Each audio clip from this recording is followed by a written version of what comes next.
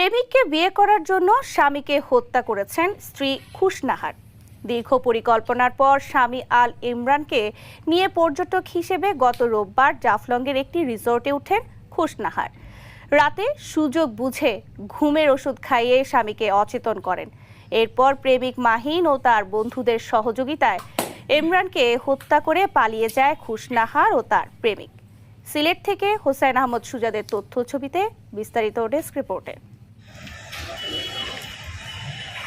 5 বছর আগে ঢাকায় আল ইমরানের সাথে বিয়ে হয় খুশনাহারের। তবে বিয়ের 2.5 বছর পর থেকে বন্ধু মাহিনের সাথে প্রেমের সম্পর্কে জড়ায় সে। এরপর থেকেই স্বামীকে খুনের ফোন দিয়ে আটে খুশনাহার। দীর্ঘ পরিকল্পনার সেই খুনের বাস্তবায়ন করল সিলেটের জাফলংয়ের একটি রিসোর্টে।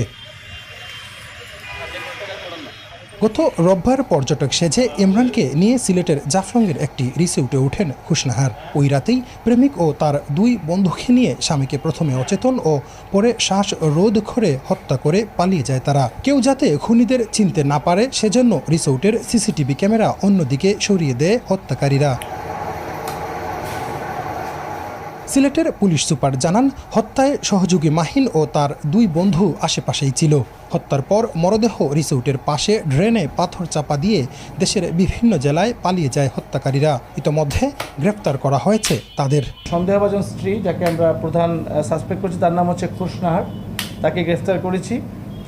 এই মুহূর্তে তার প্রেমিকের নাম হচ্ছে প্রেমিক হচ্ছে মানিক মণ্ডল মাহিন, এবং তাকে আমরা গাড়ির বাধ্য থেকে গ্রেফতার করে আমরা নিয়ে আসছি। আর হচ্ছে ওই মাহিনের এক বন্ধু নাদিম ওরফে নাইম, তাকে আমরা রূপগঞ্জ থেকে গ্রেফতার করেছি এবং সে স্বীকার করেছে যে হত্যাকাণ্ডটির সময় সে ভিকটিমের পা চেপে ধরেছিল। ওই হত্যাকাণ্ডের সহযোগী প্রেমিকের বন্ধু আরেকজনকে আমরা নরসিংদী থেকে গ্রেফতার করেছি, এবং এই মুহূর্তে কিশোরগঞ্জ জেলায় একটা অভিযান চলছে সর্বশেষ যে সহযোগী তাকে গ্রেফতার করার জন্য।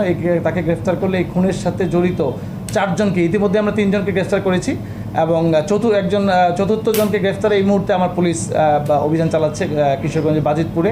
সিসিটিভি ফুটেজের সূত্র ধরে 48 ঘন্টার মধ্যে ঘটনার রহস্য উদ্ঘাটন করে সিলেট জেলা পুলিশ। 4টি জেলায় অভিযান চালিয়ে খুশনাহার ও তার প্রেমিক মাহাদি ও এক সহযোগীকে আটক করে পুলিশ। শীঘ্রই অপর সহযোগীকে গ্রেফতার করা হবে বলে জানিয়েছে পুলিশ।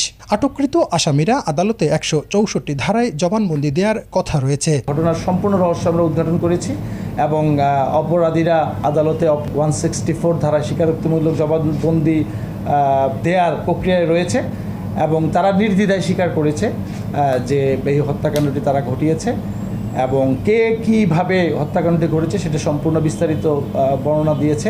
তা আমি মনে করি সিলেট জেলা পুলিশের এটি একটি অসাধারণ সাফল্য, যে একটি ক্লুলেস মামলা দ্রুততম সময়ের মধ্যে রহস্য উদ্ঘাটন এবং মূল অপরাধীদের সবাইকে আইনের আওতায় নিয়ে এসেছে এমন একটি সময়ে, যেহেতু আজকে থেকে আসলে সিলেটে পর্যটকদের দিল।